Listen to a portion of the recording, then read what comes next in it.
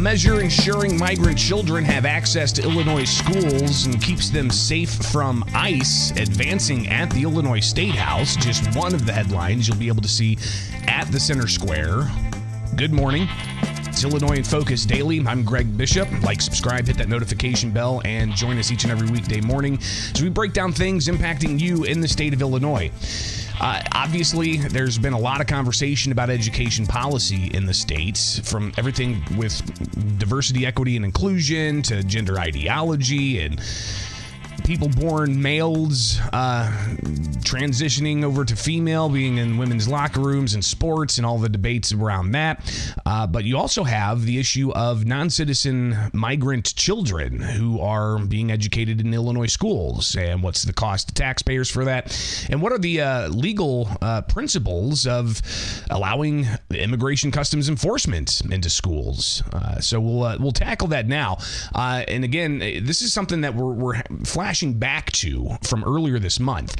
So March 19th, the big story was the Homeschool Act, and that was a measure that would essentially regulate homeschool parents more, requiring them to register with the state saying they're homeschooling their children. If not, then their children could be deemed truant, and there could be some penalties involved, and a whole host of other concerns that homeschool parents had.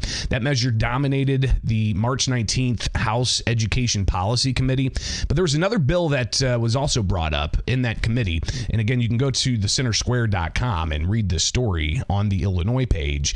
And it's House Bill 3247 from State Representative Lillian Jimenez, a Democrat from Chicago. Here she is during that committee early in the morning talking about this bill that ultimately would codify that non-citizen children in Illinois have access to public schools. It would prohibit excluding students and their parents from schools and school programs based on immigration status. It will prohibit school procedures or measures that have the effect of excluding or discouraging students from attending schools and school programs, including requesting documentation.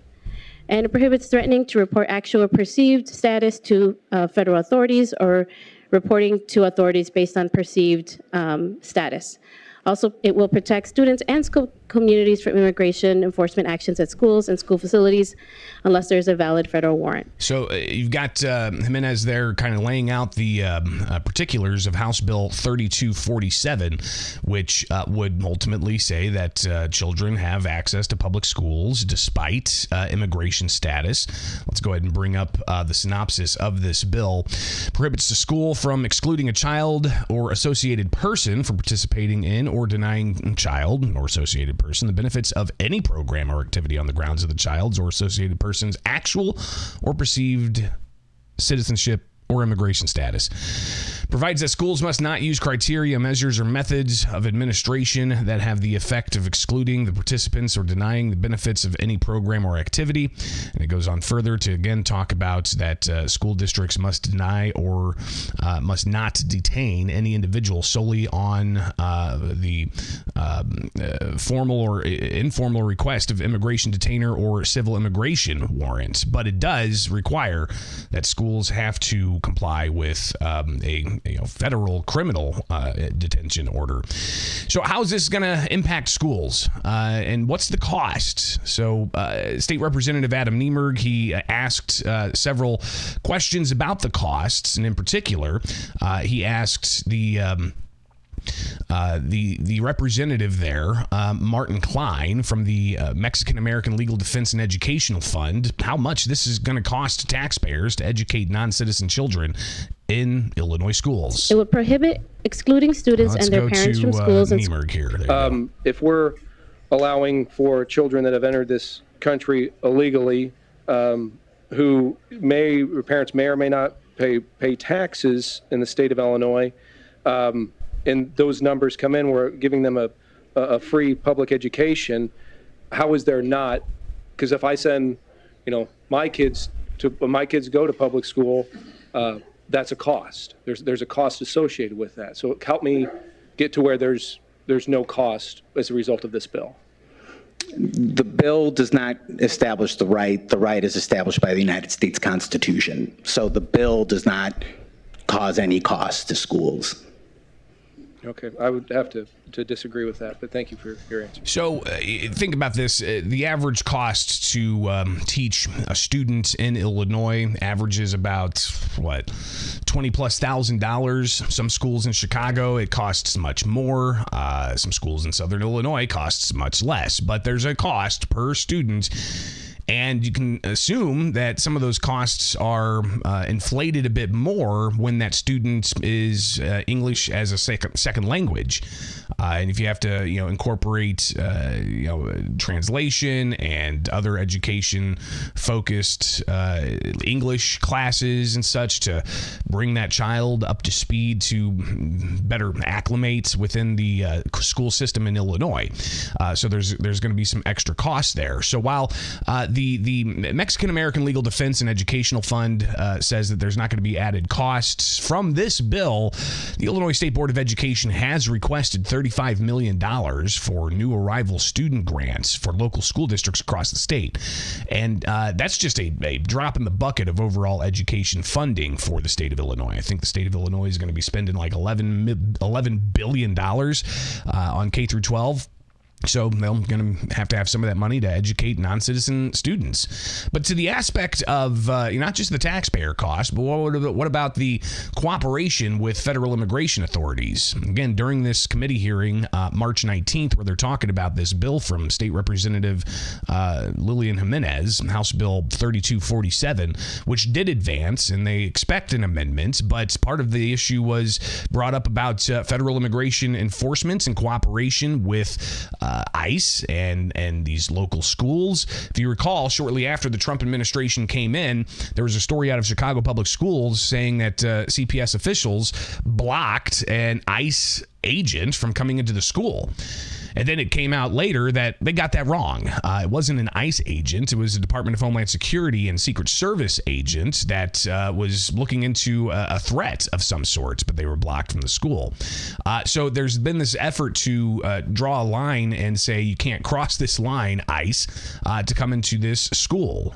Illinois has sanctuary state policies that limits and restricts local police and state police from cooperating with federal immigration authorities to enforce civil detention orders. They have to enforce criminal detention orders, but if they're civil detention orders, then local law enforcement and state police are prohibited from enforcing that. So what about schools? That's something that this bill ultimately from Lillian Jimenez would prohibit schools from doing in cooperating with federal immigration authorities.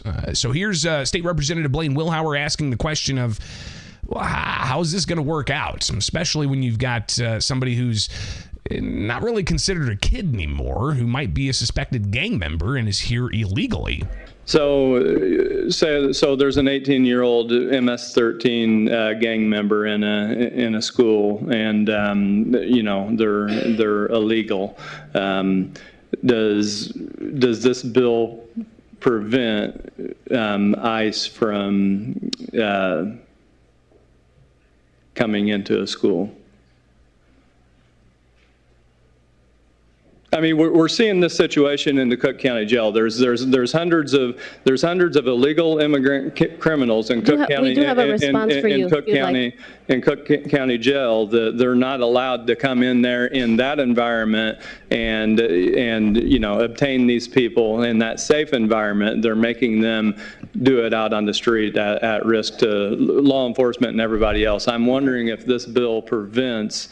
There's a difference between a kindergartner and, somebody that's 18 years old, potentially a member of a violent gang. Is this bill preventing them from doing that? Okay. The provisions of this law do not extend beyond the schoolhouse door or so if there is someone whom ICE is interested in arresting, they can wait outside the school and wait for this person to emerge from the school and arrest them there. Okay. Nothing prevents that. Interesting. It sounds like the same concept that they're employing in the Cook County Jail, and it's not a very good one. So that measure did pass committee and ultimately is going to head to the House floor where they will debate it further. And the issue of non-citizen children being educated in Illinois schools and whether or not ICE can enforce immigration law going into schools. We'll hear a lot more about that, and we'll bring it to you. It's right here with Illinois in Focus Daily. I'm Greg Bishop. Like, subscribe, hit that notification bell, and wake up with us each and every weekday morning as we break down the news for you to know here in the land of Lincoln. Get the headlines in your inbox at thecentersquare.com and sign up for that newsletter today.